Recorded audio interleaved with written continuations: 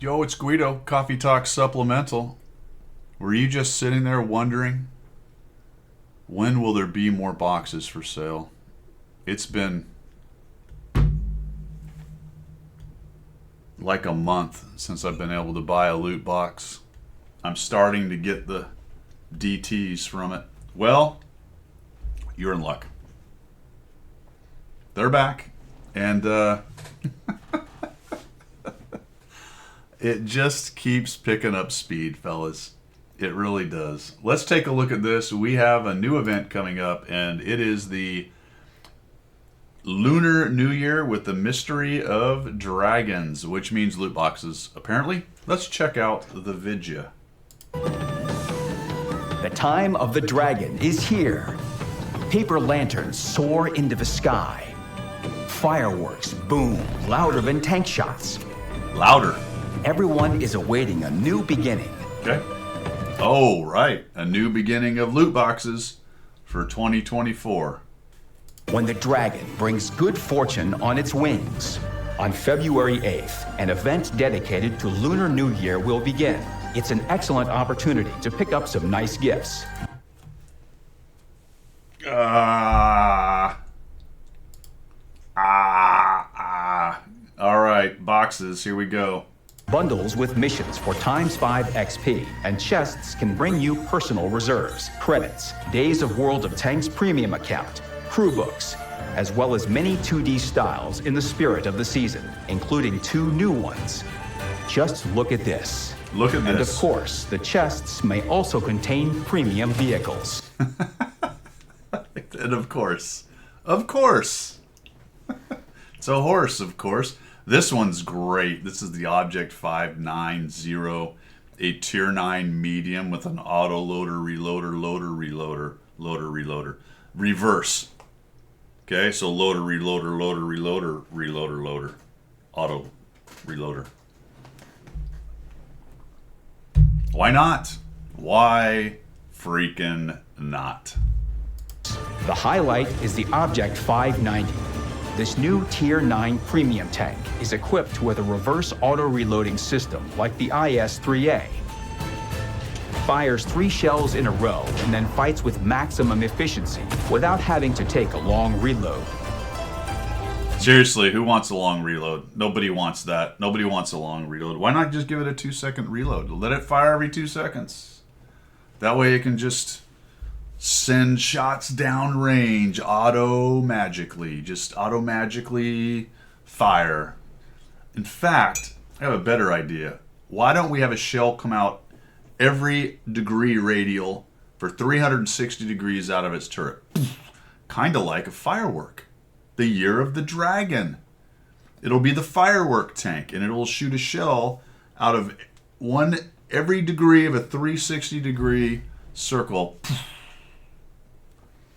And if you do it right, you could kill everybody on the other team, and the game would end in, say, 15 seconds instead of 45.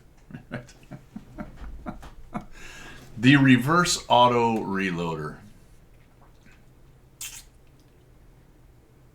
Horrible. Terrible. Awful. All right, here we go. Just stay close to your target, or you might hit the festive lanterns. The tank's sturdy turret, bouncy front armor, and 85mm sides can deflect more than firecrackers. It also has decent mobility. In the right hands, the Object 590 will be a real metal dragon. Except it's Russian, so I thought it was a Chinese New Year, but the Chinese New Year is bringing us a Russian auto reloader, reverse loader, auto loader, medium tank. All right, dudes, let's take a quick look here. What are we getting if we buy the boxes? There's other tanks in the boxes. We'll get to that in just a moment. But what does this look like? Well, here it is. It is in the comparison tool, so you can take a look at it as you want. 320 alpha. I've compared it to the standard B, which is another auto loader, reloader, not reverse, and the T54, which is a cyclical, the old Heat 54 action. So 320 alpha, 360 for the standard, 320, 225 on the pen. Here's that reloading thing, and when they say reverse, so at 8.3 seconds you shoot. If you did nothing else but shoot the gun as soon as it reloaded, it would reload every 8.3 seconds. That's the idea there. It will take you 41 seconds, 0.61 in this configuration without any equipment, crew skills, food, blah, blah, blah. It will take you 41.61 seconds, whereas the standard B, also 3 shells, will take 37 seconds. So this one takes a little longer. Howsoever, based on getting the maximum out of a minute, which is what this reload is set on, the average DPM per minute is set on, you'll notice that the Object 590 comes out with 300, almost, well, let's call it 360 or so more DPM than even a standard B. Initially, I looked at that and went, that is total garbage, even though the mechanic is kind of garbage for the game. But I will admit, if we take a look at this, there are some mitigating circumstances. It is only -5 gun depression, so that is painful, although the T-54 is the same. It is 2.97 aim, ouch, and 0.41 dispersion. So there is a little bit of an argument there that the gun handling is not so much, and of course in the hold down meta, the -5 is extremely painful. You are helped a bit by the fact that it has a lot of hit points at 1800, and its hull armor is pretty decent, way better than the standard, somewhere around the T-54. And the turret is okay, but not amazing at 200. You'll notice that the T-54 has 240. Also, if you look at it, it has 2 Tumas, fairly decent, large-sized hatches on the top for a Russian tank, especially. Mobility is okay at 52. It's not zipping around like a standard does, and it's even a little slower than T-54. So honestly, for a medium, while it looks nice for a medium at tier 9, it's a little bit sluggish. Traverse speed's okay at 45, not great, but okay. So what do we got here? An okay in terms of mobility. The specific power is, I think, pretty nice at 17. That's okay. A little bit low, I guess. So a lot of firepower, the ability to keep up the firepower because of the reverse loader, loader, reloader, reloader, reverse loader, loader, reloader kind of idea. Gives you some options right there. And if you can wait for a long time, you have a pretty good, about 1,000 dump capability right there. What is the shots between shells? It is, looks like 4.3 seconds. That's kind of long, to be honest. So it will take you a while to get all those shots out. If you're talking about dumping the clip, that will take a while. And a moderately mobile medium tank. If we come down here, the camo is okay. It's the best of these 3 anyway at 16. And view range is a little bit low at 380. So that is a little bit painful. It is, however, a premium tank, so you will get extra credits and bonds out of this thing at tier 9. Honestly, the numbers aren't that great on it, except for just the ridiculous reverse loader, reloader, reloader, reverse. Well, I'm going to keep going with that joke. It's going to be really annoying by the time I'm done. If you're annoyed by that joke by the time I'm done with this video, I have absolutely done my job here today. All right, fellas? So that's what that thing looks like. What else can we get? Let's find out. The second newcomer I hope is it's a tier 8 3,000 alpha premium tank called Miel. Oh, close. It's a Burask with a new look and a unique name. Fast and It's a reskin tank that exists already with a different skin. Fantastic. Actually, I don't know if it has different stats. Maybe they tweaked them a it's little bit. ready to deliver a few gifts before their lucky recipient can even say thanks. There will also be familiar Tier 8 vehicles enjoyed by so many. I want to say thanks. Mark 1. Thanks, Wargaming. The Gonzalo. The VK7501K. And the CS52 Lease. So the Turtle, recently buffed, pretty good TD for a casemate. The Gonzalo, the gimmicky blapper kind of tank.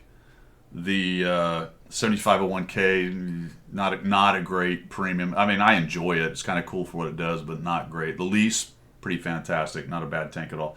The reskin Burask, I just looked it up in my game client. I do not see the Miel or BL or whatever it is in the game client yet. So my assumption on this, fellas, is it's the same stats, but I don't have any proof in any other way. What else we got going on? Oh, the Guarantee. So it's got the same mechanic. You open 50 boxes, you will get a premium tank on the 50th box, and you will start getting tanks you don't have.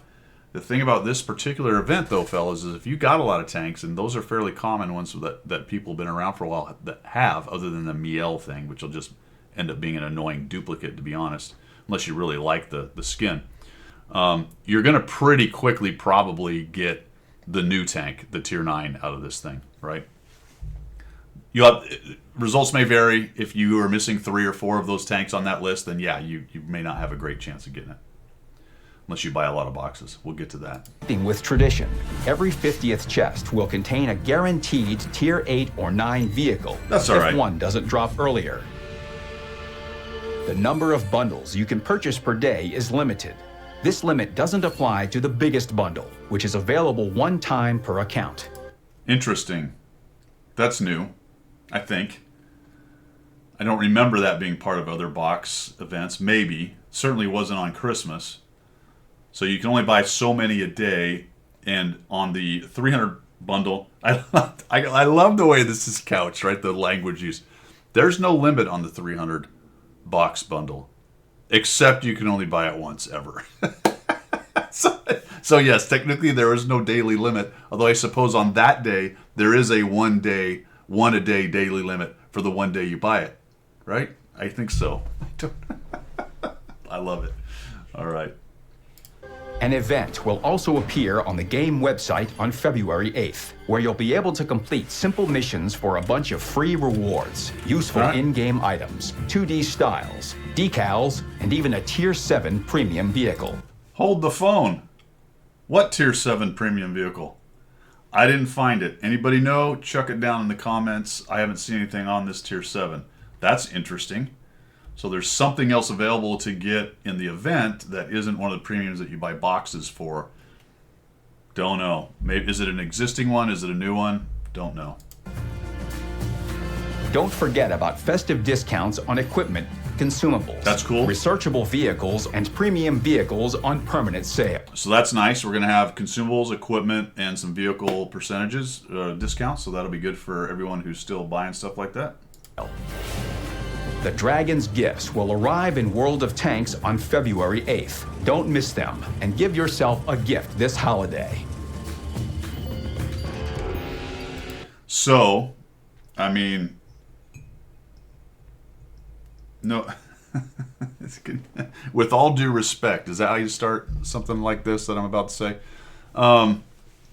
This is always interesting to me that they have the whole Chinese holiday thing going on when they have an entire Chinese server, and Europe and Asia, I suppose you would assume could have some players that would celebrate that particular holiday, but it's not that big really outside of China, to be honest.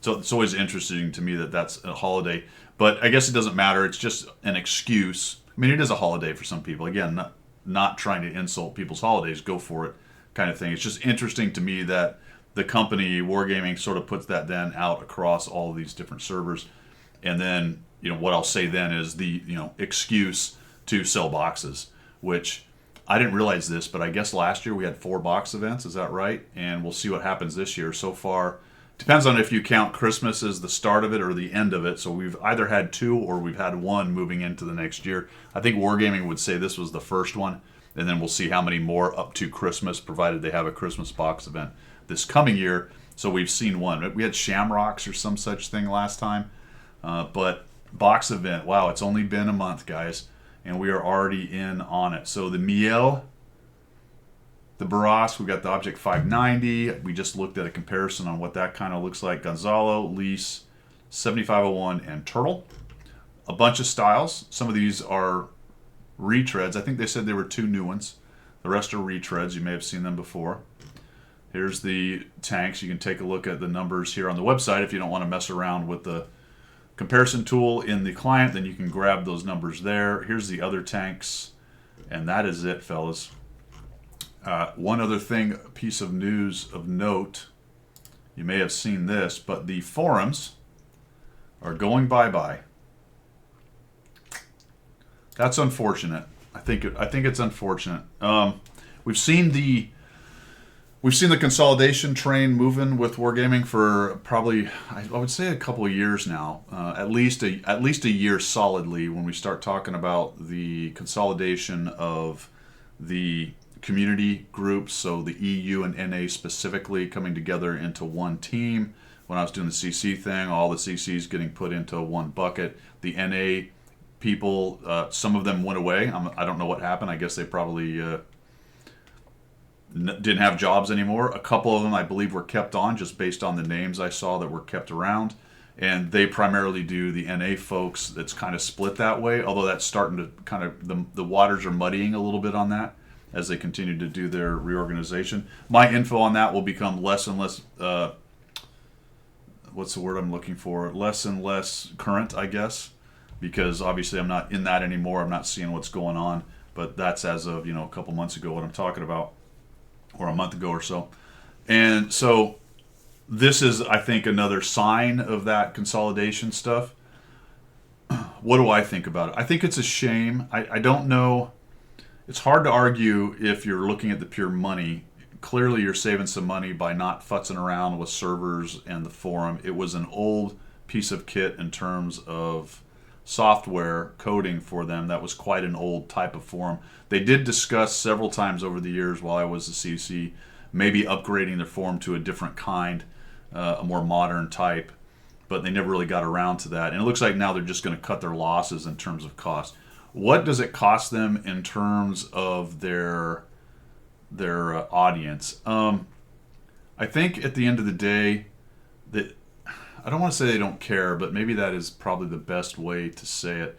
I think that people of my age, maybe older, maybe slightly younger, they're comfortable with that kind of forum interaction. That you see a lot of stuff, people complaining about this change and saying, well, I'm not going to Discord, I don't do Discord, that kind of thing. I sort of felt the same way. I do Discord now. I like Discord. I don't think it's a great kind of forum.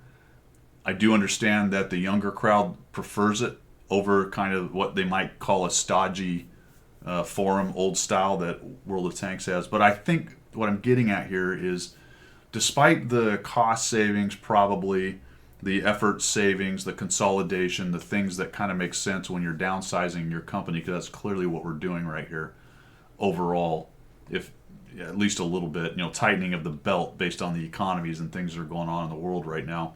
You can see that. It's obvious at this point over the last year and a half, 2 years. I think, though, that despite those hard kind of numbers things, I think the company is once again kind of ignoring, forgetting, not supporting the older players to some extent. I don't want to be a Luddite here exactly, and it's not necessarily a smart thing to keep old tech and things around, but what I'm saying is there's a certain group of very loyal, large spending players who are comfortable with the forums kind of idea and aren't going to take kindly to this. Now, let's be realistic, though, because if you look at the forum, I can already see you furiously typing, so just settle down, simmer down for a second. The forum is only 0.175 repeating, of course, percent of the population. I know. That's true. And I'm one of that little percentage that uses it. So, of course, we're going to be more upset than just, say, the rando player. And that's kind of what I was talking about at the beginning of this, that when we're discussing the forum thing, ultimately it probably doesn't really matter. But it's another little niche group of very loyal players that are going to once again have another bad taste in their mouth based on how wargaming is operating.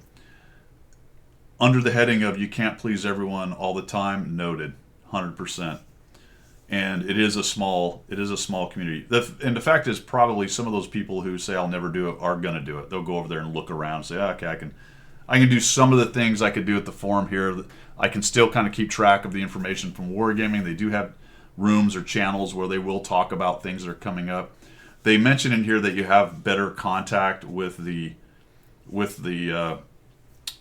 employees and stuff. I would take that with a grain of salt. I mean, they're not going to answer every single ping, right? In fact, they probably have most of those turned off, to be honest. But the old forum was clunky in a lot of ways. Wasn't necessarily easy to use. It's unfortunate, I think, that they weren't able to just kind of allow it to keep on going. But I don't know what the costs are. Maybe somebody out there who's smarter on it might be able to give a kind of estimate on what it might cost a company to keep an old forum like that alive based on server time and managing it and all that stuff. It would be one less headache for them, I would say. I mean, they've already opened up the Discord stuff, so they're using that. If they can cut off whatever little bit of employee time and effort and money to support it that they had on the forum, that's probably a benefit to them.